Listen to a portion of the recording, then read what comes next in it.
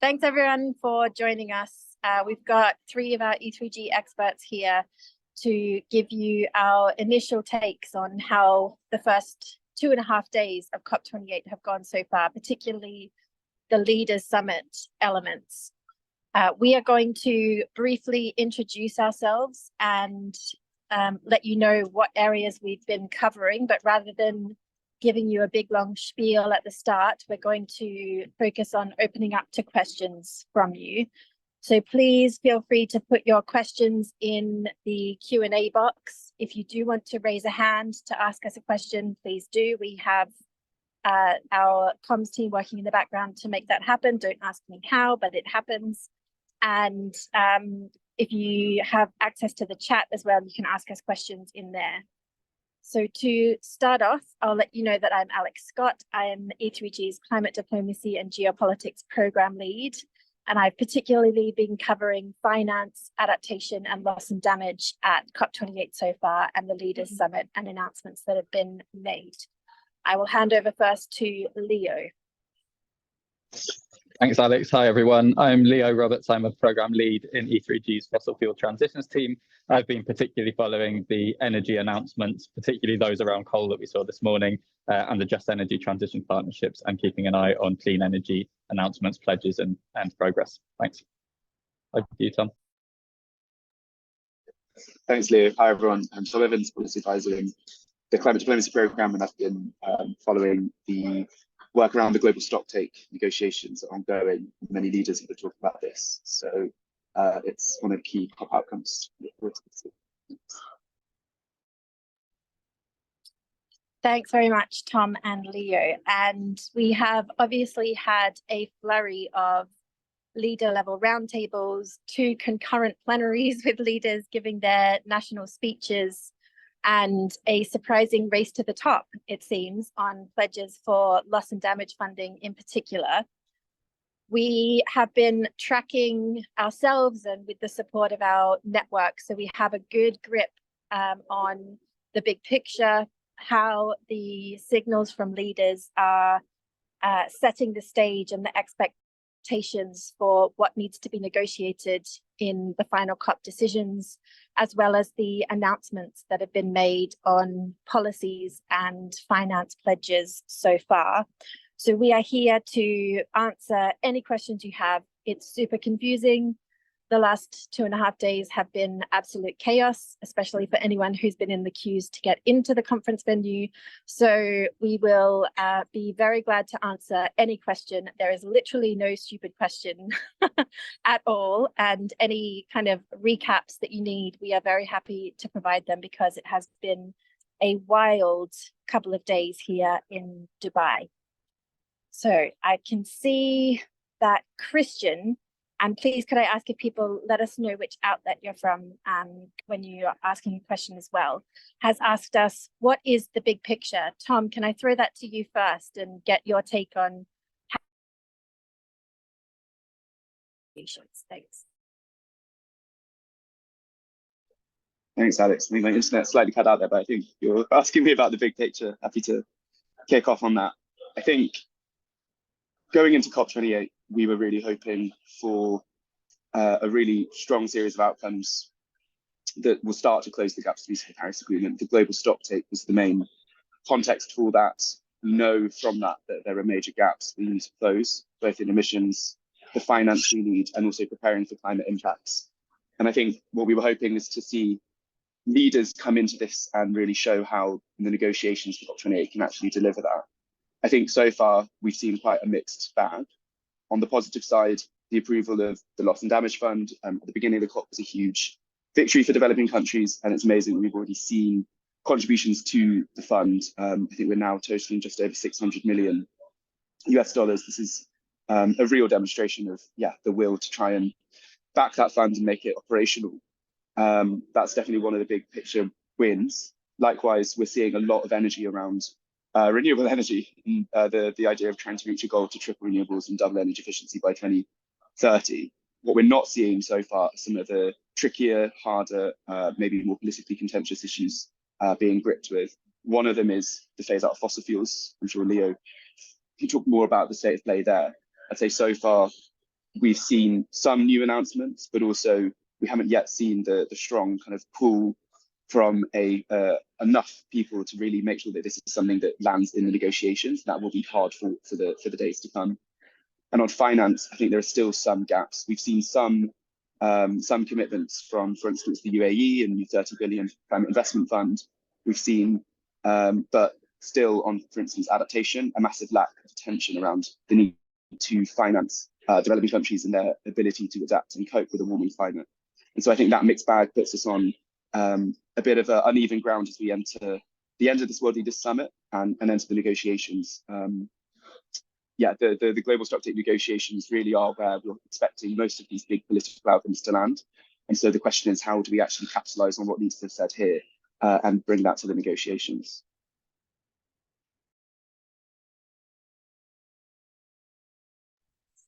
Thanks very much, Tom. And we've had another question from Berta from Denmark about what are the perspectives for the African continent to benefit from tripling renewable energy? Can African renewable potential also support the global green transition? We've definitely heard some of that being picked up from the leaders' speeches so far. Leo, could we come to you to give us your take on the potential for Africa in particular? Yeah, sure. So Tom alluded to this already. We've seen lots of leaders standing up and saying that tripling renewable energy and doubling energy efficiency is not just important, but a priority for them, which is really exciting news. And this afternoon, we're expecting to see a much more concrete pledge to this effect signed by a large number of countries, likely to be over 100, which will include an explicit reference to the need for language on tripling the renewable energy capacity installed in the world and doubling energy efficiency, but also around ending the construction of new unabated coal-fired power stations. And Tom's right that what we've seen less of so far is firm commitments in the negotiations around fossil fuel phase out, or specifically around coal phase out. I think for the African continent, the short answer is African renewable potential is absolutely huge, but investment has been significantly lacking, and the gap that has created has left Africa as a region really unsupported. So I think what we expect and need to see is that the global north countries, the developed countries, are able to demonstrate to those countries in the global south that there is finance available to support the energy transition, that there are mechanisms available for delivering this finance effectively and quickly and at sufficient scale in order to be able to build consensus and momentum and confidence in these goals. And that goes for the fossil fuel phase out language and the coal retirement language or coal phase out language that is being discussed as well. Thanks very much, Leo. And we have had just through some breaking news that we've had another 25 million pledged from Ireland to the loss and damage fund. So that tally is definitely going up. We heard a few weeks ago Avinash Prasad, who was the climate advisor to Barbadian Prime Minister Mia Mottley, set a ambitious target of $1 billion as the kinds of pledges we needed to see for the loss and damage fund at COP. And it seems that we are on the way there. I think this is something to keep an eye on. The pressure is definitely on.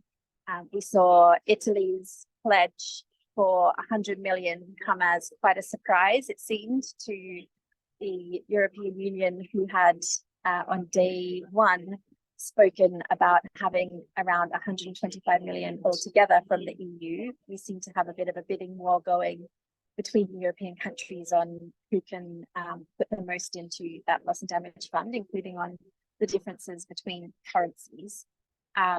We are not at 1 billion yet. 1 billion does not even nearly cover the needs for loss and damage funding, but it is a real show of force. And we heard the COP president, Dr. Sultan Al-Jaber, yesterday in his financing the transition roundtable, leaders roundtable, speak to the trust building that having agreed the loss and damage fund set up and seen a flurry of pledges come through at the very start of COP has definitely helped rebuild some of the trust that's been lost over the last few years. And trust is obviously a critical element to getting the agreement between countries on how we're going to respond to the global stocktake that really showed we're just so far off track.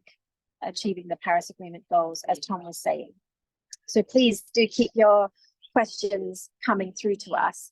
I wonder, Tom, if we could ask you how the negotiations are looking at the moment. We've only had a couple of days and a surprise smooth ride through day one into setting up the negotiations without the agenda fight that some of us were predicting.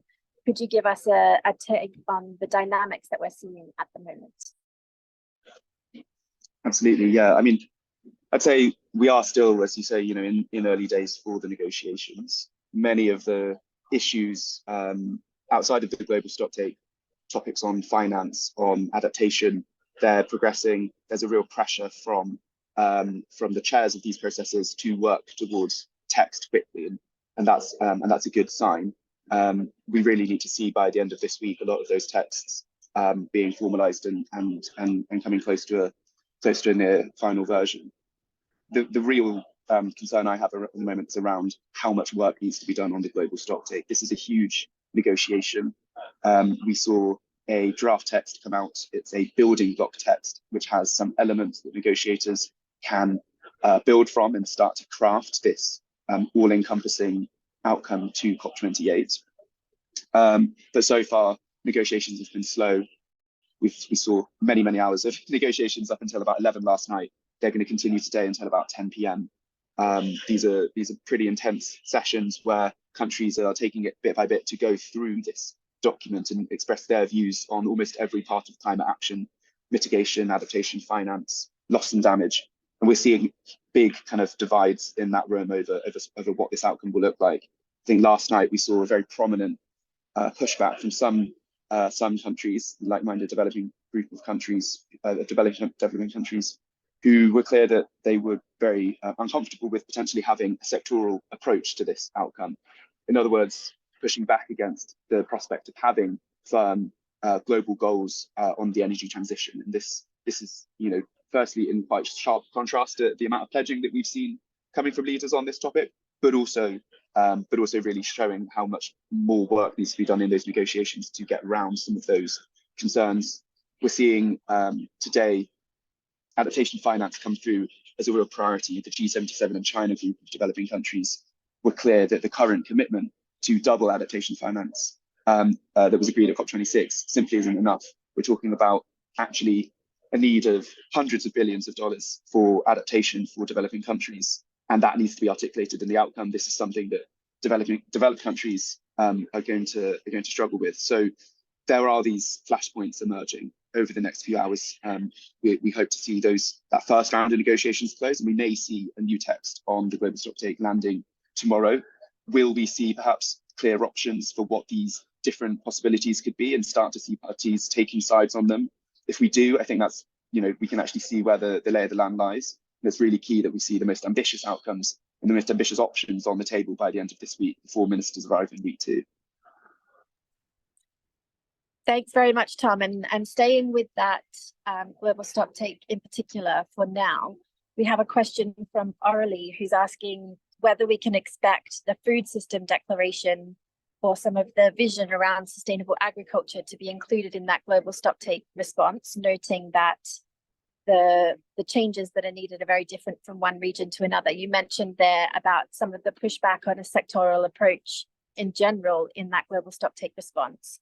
What's your take on whether and how the leaders' ambition around food could be translated into the negotiated outcomes? So we definitely saw a lot of support for that food systems declaration. It's attracted, I think, over 130 different signatures. It's it's the first time we've seen that kind of recognition of food systems and the nexus that they have with the climate agenda. I think we haven't yet seen that be raised in the negotiation room very strongly. It's an issue where we just haven't necessarily seen negotiators hear that mandate from leaders to work in that way. And I'm very hopeful that we would be able to see that. It's the key, really the global stocktake is not just about new commitments, but about a new way of trying to deal with climate action, a systems approach that deals with food systems, energy systems, the financial system. All of these things aren't working as they should to deliver on climate action. So if we're able to embed that would be amazing. So one way this might come up is through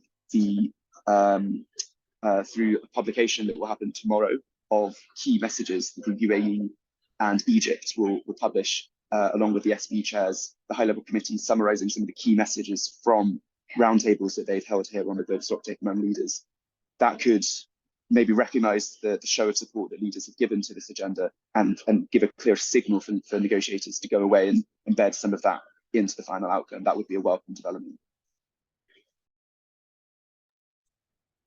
Thanks very much, Tom. And back to fossil fuels. Leo, we've got a question from Amy at CNN about the health declaration and whether or not it's got any reference to fossil fuels. And it speaks to a bit of a broader picture about these declarations coming through at the leaders level and whether or not they're addressing this sticky issue of fossil fuels in the energy transition. Could you give us your take on that? Yeah, sure. Thanks, Alex. So I can't speak directly to the health declaration. I'm afraid I haven't seen it yet, but I can definitely talk more to the fossil fuels announcements, pledges and language more broadly. So as Tom mentioned, we haven't seen a huge amount of that in the leaders' statements, but there's been some quite significant news this morning, particularly around coal. We've seen the USA committing to join the Powering Past Coal Alliance, which is huge news in itself. The US, obviously the world's largest economy, and a massive user of coal, over 200 gigawatts of installed coal capacity. So the US entering the fray and basically saying to the world, we are committing to get off the world's dirtiest fossil fuel, coal, on a Paris-aligned timeline is a massive symbol, not just to other OECD countries who have yet to do this. This actually gets us very close to all of the world's richest countries having committed to phase out coal, but it really isolates Japan, Australia, South Korea, and Turkey and a couple of other smaller nations as the last countries that haven't yet committed to phase out coal. So that's huge news. We've also seen the French government stepping up and corralling the Coal Transition Accelerator, which has just been announced, which is an initiative that tries to do a few things, one of which is drive private finance out of coal, and the other of which is to try to figure out how to accelerate the retirement of coal power stations around the world, particularly in the global south. So although we haven't seen anything concrete in the negotiations yet on this, and the leaders haven't been sending the signals that we would like to see around the importance of fossil fuel phase out with explicit language on coal, we have seen lots of surround sound signals. So these announcements from the PPCA are particularly constructive. If I could just jump in very briefly at the end there, I think I can't comment on the health declaration. I've not seen the full final text yet either, but I can say on that food systems declaration, one of the critiques we heard from many food systems campaigners was the fact that there wasn't attention paid to the fossil fuel question. That it's great that we are starting to understand how to create sustainable food systems, how to embed that at the national level, really have national-led action to integrate climate and food strategies, but that fossil fuels is part of the equation there too. The agricultural sector, fertilizer use, these are huge fossil fuel related industries, and on that, the declaration was silent. Thanks very much, Tom. We've got a question from Neil at the Times of India about what's happening on the ground with contributions to the Loss and Damage Fund after the first day when over 400 million were announced. Will it be separate to the ongoing process of assuring the 100 billion total climate finance has been delivered, that was meant to have been delivered by 2020? I'll take that question briefly. So the German and Canadian ministers have topped up their assessment of the state of that overall climate finance pledge to mobilize 100 billion a year by 2020, which wasn't met in 2020. The message that we're getting from them is that this has been met in 2022 based on numbers that they've seen from OECD analysis. We don't have those numbers though. So the reassurance that that provides is limited, and we've definitely seen the dynamics of many developing countries calling out the under delivery of that 100 billion so far.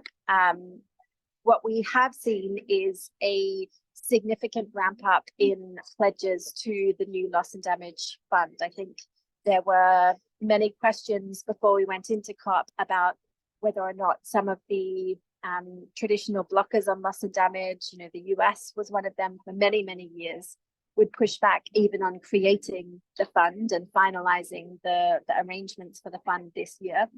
That did get gabbled through on day one, and we did see that initial 400 million of pledges to fill the fund announced. Since then, we've seen an escalation of millions put forward to that fund. At the moment, we're totaling about almost 650 million. We've just had 25 million from Ireland and 3 million from Finland announced as we've been speaking in this press conference. We had a bit of a competition yesterday between Italy and France. When Italy announced their pledge of 100 million, we then saw President Macron take the stage in the next event and suddenly have an announcement of up to 100 million from France for the Loss and Damage Fund. So I am expecting that we will see more pledges to that fund come through. We're looking at the likes of Australia. We're also looking at the likes of other Gulf states. We had the UAE put forward 100 million towards that Loss and Damage Fund on day one. There are other developing countries with the capacity to contribute money, and we'll be looking to them to help us reach the amount that's been put on the table by Avinash Prasad, the 1 billion ambitious stretched aim for COP28 to gather as pledges to the Loss and Damage Fund. Obviously, not enough to cover the needs, but would be a good show of commitment. I've got another question here from Christian about the absence of Saudi Arabia's leader here at the COP. Tom, could we ask you to give us a bit of a take of who's here and who's not, and what it means that Saudi Arabia's leader isn't speaking in the Leaders' Summit?